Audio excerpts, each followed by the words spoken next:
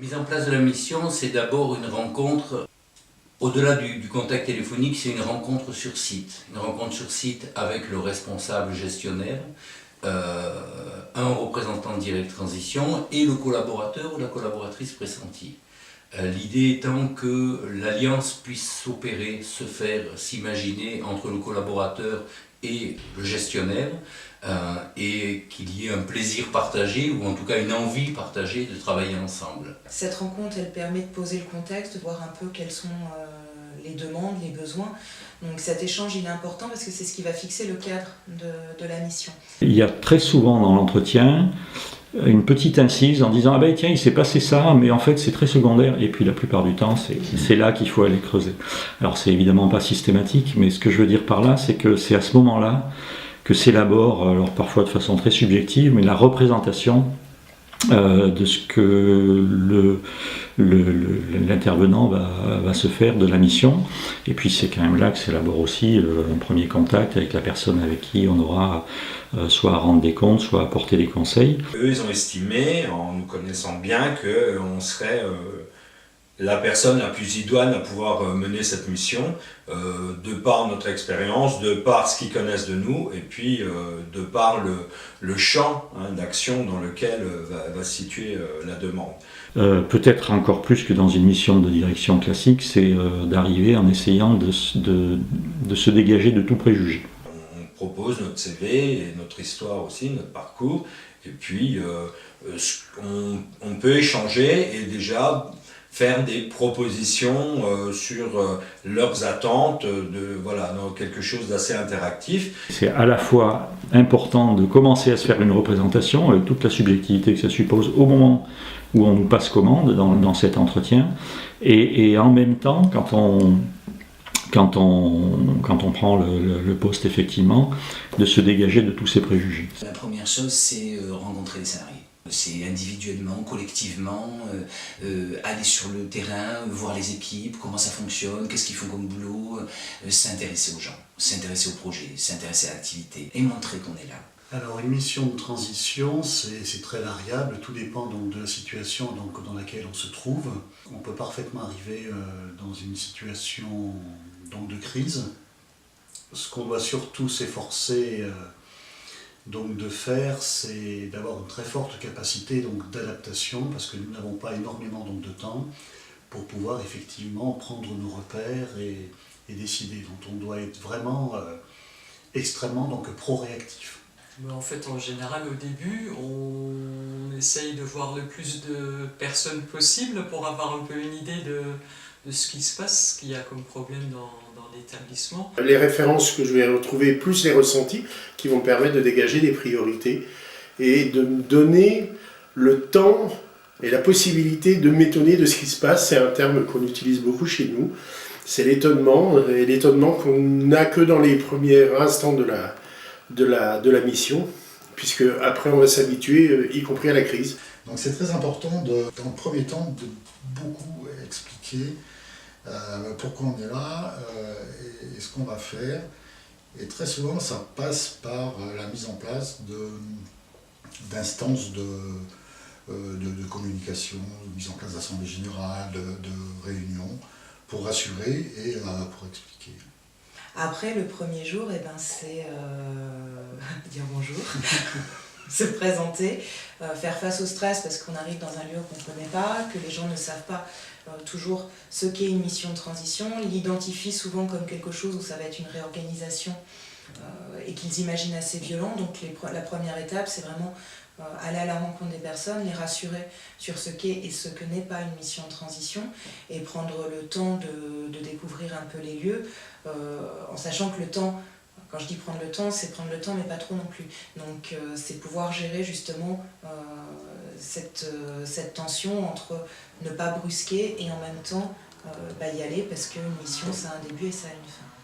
Ensuite, il y a le second temps qui arrive où les personnels se sentent en confiance, peuvent se livrer, peuvent commencer à nous expliquer ce qui leur fait mal en situation de travail, ce qui porte depuis des années parfois et qui devient insupportable.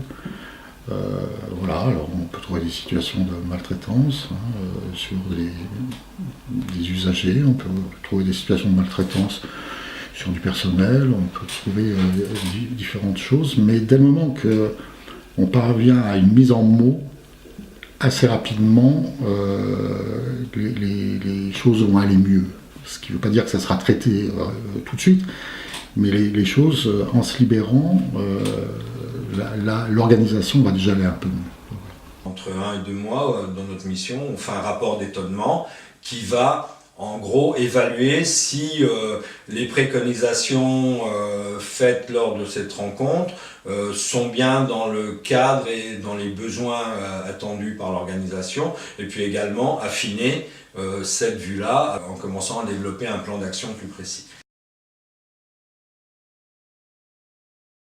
Quand on est en mission de direction de transition, on n'est pas salarié de la boîte où on est, donc du coup les relations c'est pas les mêmes, ça nous donne une liberté de parole et d'action qui est plus grande, je pense, que quand on est salarié. Ça permet de dire plus facilement des choses qui nous semblent étranges.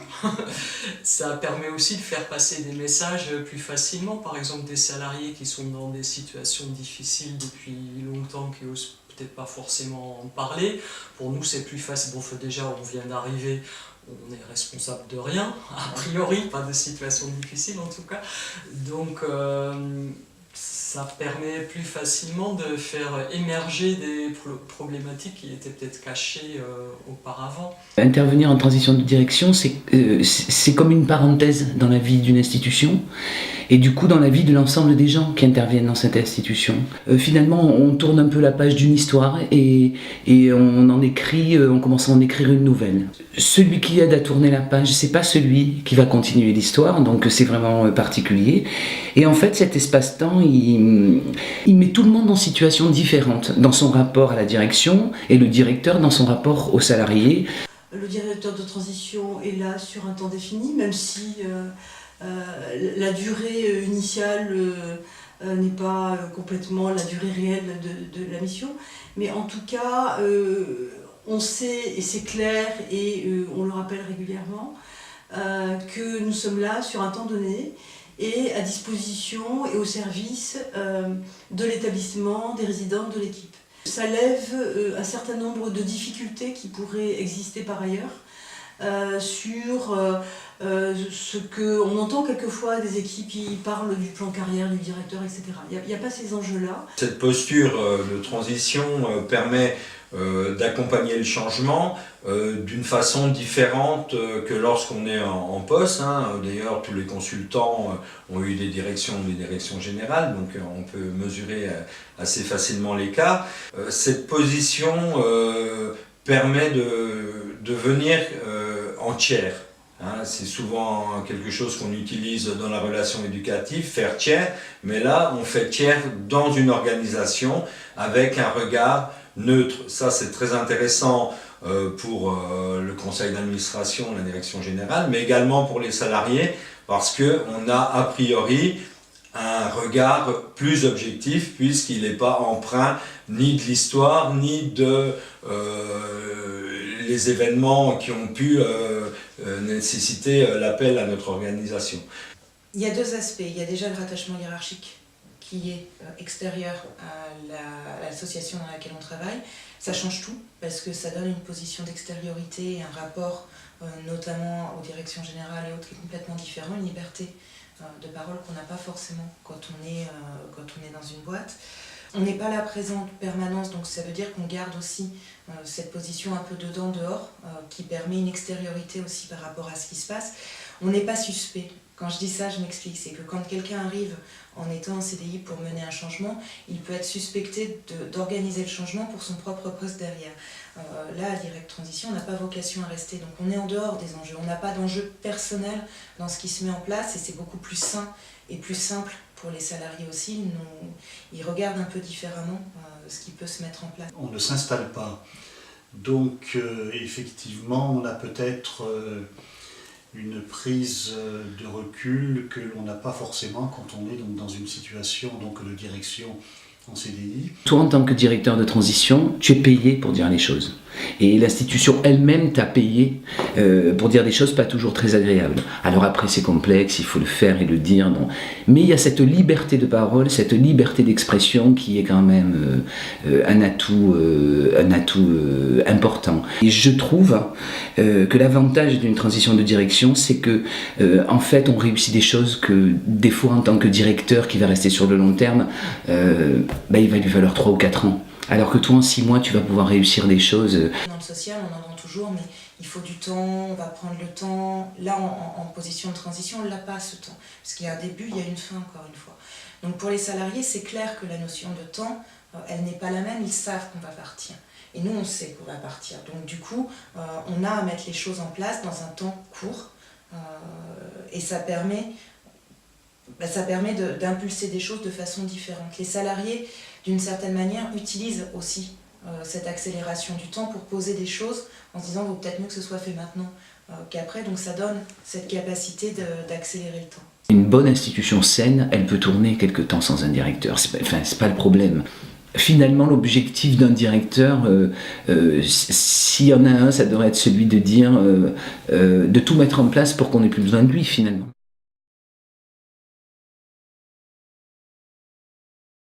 Je suis convaincu que, hormis quand il y a des enjeux immédiats de sécurité ou d'hygiène, plus il y a une perception d'urgence, plus il faut prendre son temps. Le fait d'être directeur 7 jours sur 7 et 24 heures sur 24, mais de n'être sur site que 2, 3, 4 jours par semaine, c'est quelque chose qui nous oblige d'une part à hiérarchiser les urgences, et d'autre part, mais ça je trouve ça extrêmement important, qui nous oblige à repenser les délégations, et qui permet du coup de remobiliser ou de mobiliser l'encadrement intermédiaire, voire même les équipes de terrain, dans un moment particulier où il est nécessaire qu'effectivement on redistribue les rôles, les responsabilités. Je pense que ça peut être un atout dans la mesure où le fait d'une discontinuité de présence, ça nous oblige à faire un management délégatif. Je prends l'exemple sur ces 4 chefs de service qui sont en relative autonomie pendant les temps d'absence du directeur de transition, même si on reste en contact par mail, par téléphone de façon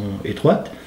Mais les chefs de service prennent leurs prérogatives à temps plein, voire plus, c'est-à-dire qu'ils sont complètement dans leur mission et ils se sentent responsabilisés, puisqu'ils n'ont pas le regard en permanence d'un directeur qui les suivrait, qui suivrait les problématiques. Ils sont obligés d'assumer individuellement et collectivement. Ça se décline un peu de la même façon auprès des salariés, voire auprès des élus administrateurs de l'association qui se sentent responsabilisés à alors eux prendre des directives, mais les salariés comme les chefs de service se sentent obligés de poursuivre un peu la ligne de conduite qu'on écrit dès le départ, ensemble, parce que l'objectif n'est pas de faire à la place des structures. Vous voyez, ça serait l'erreur d'un directeur de transition qui est d'arriver en petit roi et qui réglerait d'une baguette magique l'ensemble des problématiques. Souvent, pour pas dire presque toujours, les situations de turbulence se caractérisent soit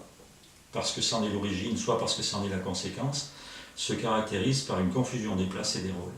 Et le fait d'être dans cette obligation d'aller au plus direct, d'aller au plus pressé, d'aller au plus urgent, au plus prégnant, ça nous oblige à penser très très finement les délégations. Et pour moi, c'est un des leviers qui permet déjà de clarifier cette question du qui fait quoi, qui souvent est quand même un des éléments essentiels de la période de crise ou de difficulté.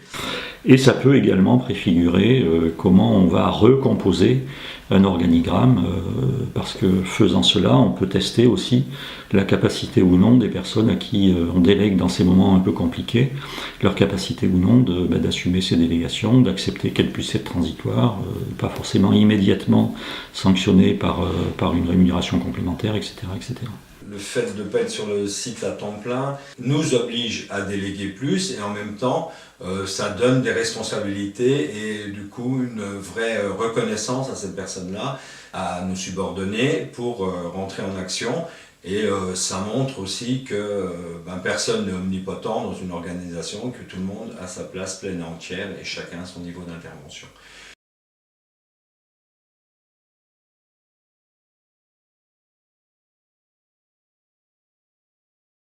pense qu'on ne peut jamais garantir à 100% que une mission va fonctionner, même pour des personnes, pour des directeurs de transition avec beaucoup d'expérience. Je pense que personne n'est à l'abri de trouver une situation qui ne sera pas gérée. Après, la garantie que peut apporter Direct Transition, c'est d'intervenir tout de suite dès qu'il y a un souci, éventuellement de mettre fin à la mission, d'envoyer quelqu'un d'autre. Vous voyez, il y a des situations personnelles, des compétences personnelles, des personnalités qui vont peut-être pas du tout avec une certaine situation. Ça, je pense que ça peut arriver. Je pense que là, on ne peut pas garantir que ça n'existe pas. Par contre, ce qu'on peut garantir, c'est d'y remédier le plus rapidement possible et au mieux possible. Les engagements qu'on peut mettre en place, c'est déjà, je dirais, un programme de reporting auprès d'eux. On peut vraiment s'engager à aussi travailler avec eux sur l'analyse de la situation, sur les raisons de la crise, sur les préconisations qui nous semblent importantes d'apporter. Après, je pense que c'est important aussi que l'organisme gestionnaire de l'établissement fait ce qu'il faut pour qu'après la mission de transition, il y a bien quelque chose de plus pérenne qui soit mis en place. Parce que si après ça traîne encore, on risque de retomber dans les mêmes problèmes d'avant la mission, ce qui est un peu dommage, quoi. C'est-à-dire que sur la question d'engagement, je crois qu'il faut un engagement des deux côtés. Un engagement de la part de l'association auquel on fait entrer quelqu'un d'extérieur, mais on va vraiment jouer le jeu. On est prêt à entendre ce qui ne va pas, les erreurs qu'on a pu nous-mêmes faire, les choses qu'on n'a pas voulu traiter parce qu'elles nous faisaient peur, etc. Dans l'idée des salariés, c'est moins grave parce que ça ne va pas durer. Donc déjà, c'est beaucoup moins tendu comme situation.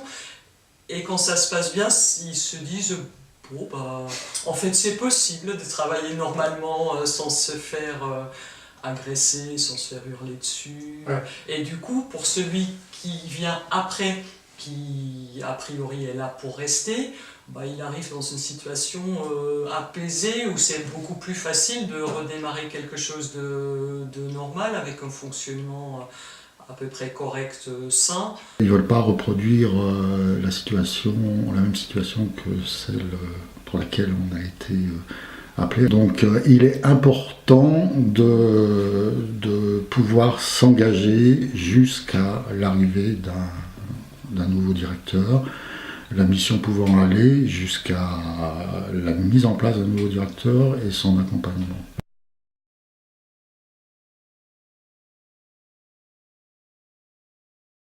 On est un collaborateur dans la capacité à pouvoir organiser, rendre compte et gérer les affaires courantes au service d'une commande initiée par une structure associative, mutualiste ou peu importe.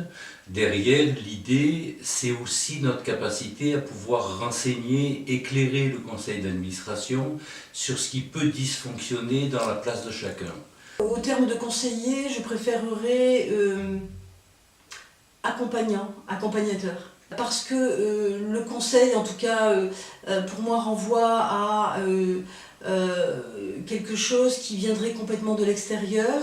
Souvent, et encore malheureusement trop fréquemment, on a des gouvernances associatives qui ont du mal à se positionner dans leur champ politique sans venir pénétrer dans le champ opérationnel, ce qui fragilise les postures et les positions de chacun.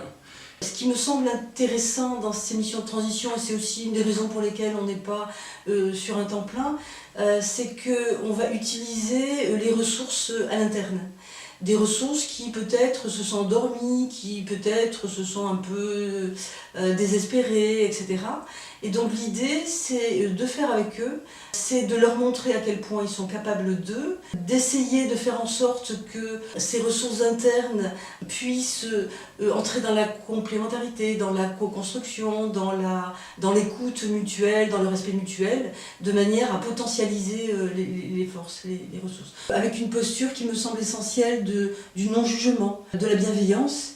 C'est-à-dire qu'on va amener quand même du mouvement, on va engager le mouvement, on va solliciter, encourager le mouvement, et en même temps, on va rassurer sur le fait que c'est pas parce qu'on amène un changement qu'on gomme ce qui a pu être. Les gens ont travaillé, quelquefois avec difficulté, mais ils ont travaillé la grande majorité des cas avec beaucoup d'engagement, avec beaucoup de bonne volonté. Et ça, c'est important de le dire parce que sinon, si on démarre directement sur le changement, oui, c'est violent.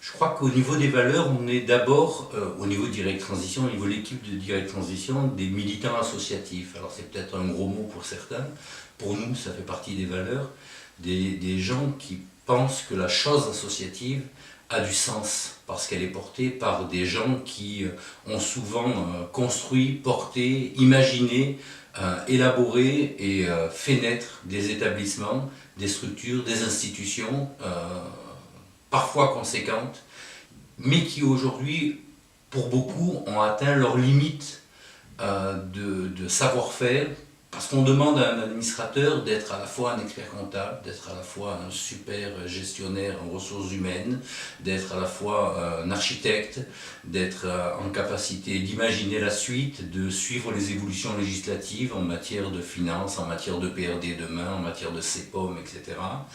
Et c'est important pour nous de repenser les valeurs à partir des fondamentaux qui ont permis de construire le projet associatif de départ. C'est peut-être ce que l'évolution du secteur médico-social et les autres on pose actuellement comme problème, c'est qu'on demande beaucoup de technicité maintenant, beaucoup de schémas administratifs, et l'humain est un peu, et parfois beaucoup, selon les établissements, oubliés. C'est vrai que notre façon d'intervenir, elle doit faire coïncider les valeurs de l'association qui va nous solliciter. Hein, donc c'est déjà notre première approche, c'est souvent une étude livresque, hein, j'ai envie de dire, de cette histoire de ce qui porte les associations, bien qu'on se rende compte que globalement, et fort heureusement, dans l'action sociale en général, on a souvent des valeurs qui sont communes. Par contre, la différence, ça va être l'identité qui s'est construite par rapport à l'histoire de chacun. Donc là, on sera très attentif à cette question-là. La question des valeurs, elle est essentielle. C'est ce qui va rassembler les forces vives sur un projet commun. Donc repérer quelles sont les valeurs qui vont alimenter la culture, qui vont aussi structurer finalement l'identité, en quoi est-ce que les professionnels se reconnaissent entre eux dans une identité commune pour un but commun. Alors je crois qu'il y a la valeur Direct Transition qui est la priorité donnée à l'humain. C'est-à-dire que comment on va remettre du sens aux actions des salariés, et comment on va donc remettre du sens sur ce qui est apporté aux usagers. J'ai l'impression, en tout cas, qu'on se retrouve bien sur des valeurs communes qui seraient du genre respecter l'humain, pour être vraiment très généraliste, mais j'ai l'impression que souvent aussi quand j'arrive dans une mission, c'est sur ça qu'on m'attend, de remettre un peu de relations, de liens humains dans l'établissement. Nous découvrons une nouvelle équipe, de nouvelles personnes qui sont ici très souvent donc en souffrance, qui connaissent l'histoire, et je pense qu'on a impérativement besoin donc de s'appuyer sur ces personnes pour réaliser donc ce type de mission. On va à la rencontre d'humains qui sont en difficulté. Et donc à ce titre-là, on ne peut pas décliner un protocole d'action. Il va falloir qu'on évalue assez vite et puis qu'on s'adapte, que les gens s'adaptent aussi à nous et qu'on fasse avancer les choses de cette manière. Il est évident que dans une institution qui traverse une période un peu compliquée, c'est rarissime qu'il y ait une seule cause et qu'il y ait un seul responsable de ces difficultés. On n'est pas là pour négocier sur tout. Par contre, on peut expliquer le changement, on peut y donner du sens et on peut entendre les difficultés des personnes dans ce changement-là. Et c'est là, je pense, où se jouent les valeurs et l'accompagnement spécifique de Direct Transition et le respect des personnes aussi. Ne pas leur mentir et pouvoir être clair avec elles sur les marges possibles pour les uns et les autres, marges qui sont dans l'application parfois davantage que dans l'objectif. Peut-être la valeur essentielle, c'est que nous n'intervenons pas en complaisance. Il y a la question du champ éthique qui nous fait aussi prendre des décisions, puisque si on voit, et là c'est plus souvent malheureusement dans l'accompagnement plus spécifique des publics, qu'on peut voir des dérapages et là en faire part, puisque c'est le fait même de nos missions, entre autres. Nous n'amenons pas des réponses toutes faites et des certitudes, mais on n'est pas là pour brosser le client dans le sens du poil et de lui dire ce qu'il a envie d'entendre. Et en tout cas, dès lors que nous percevons qu'il y a un enjeu un peu faussé au moment de la commande, où finalement on nous ferait intervenir pour venir valider une décision déjà prise, là c'est évident que nous refusons d'intervenir. Et puis il y a les valeurs portées par Direct Transition qui sont aussi nées de personnes qui travaillent dans le social. On a les mêmes valeurs et c'est quelque chose aussi qui est travaillé régulièrement, notamment dans l'analyse des pratiques qu'on a, puisque nous, on a aussi un travail sur notre propre pratique et posture qui est quand même un petit peu atypique dans le monde du social et qui nous permet d'articuler ces valeurs-là qui sont évidemment très proches l'une de l'autre, il y a guère d'écart. Et respecter les valeurs, c'est aussi respecter les gens qui travaillent au service des institutions et la manière dont on approche et on accompagne les collaborateurs.